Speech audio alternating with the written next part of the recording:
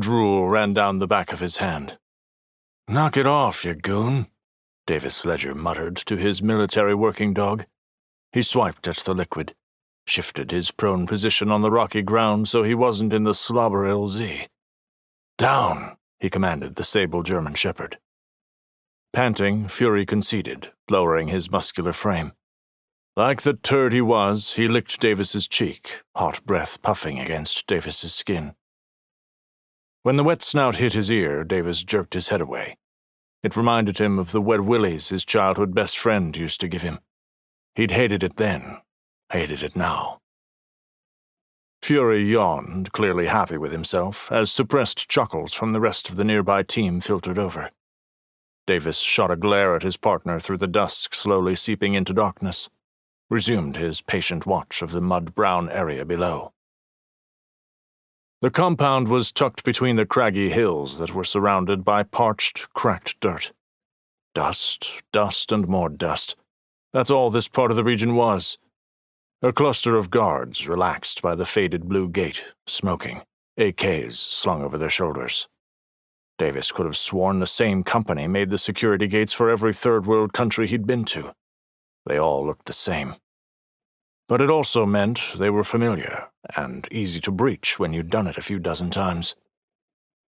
"Trouble in paradise, honey?" His friend Luke Ross razzed him.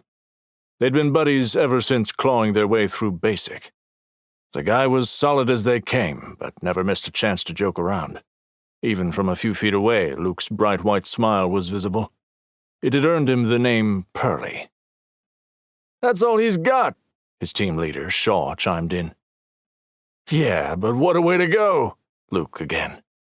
The inflection in his tone drew another round of quiet chuckles. "When's the last time you took a girl out? Second grade?"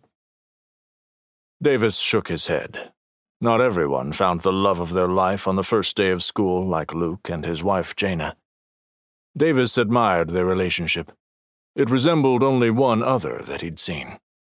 They were more devoted to each other than any of the relationship examples his mom had shown him growing up. Gave him hope that someday he might find the same thing. Thought he'd found it once. He'd been wrong. At least that's what he told himself. Wind started picking up, and Davis heard Luke's MWD, Reza, shift in her down position. She and Fury were two of the best electronic detection dogs in the military.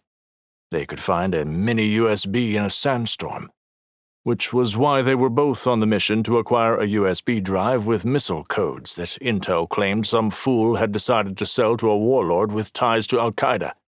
Namely, the warlord camped out in the compound below. Fury held up a giant paw, swung it in the air in Reza's direction. She ignored him completely. "Hey," Davis whispered loudly to his partner. "Pull yourself together, no flirting on missions." Luke smirked at Reza. "Tell him he can flirt all he wants." He ran a hand down the Malinois's neck. "It'll just prove how much more dedicated you are to the job when you find the USB first because Loverboy can't see straight."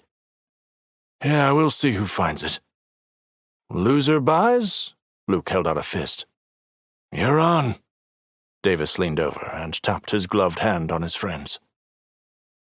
"VT-6, settler approaching the compound," came the gravelly voice of their team sniper, Rafkin, who was perched uphill farther behind the team.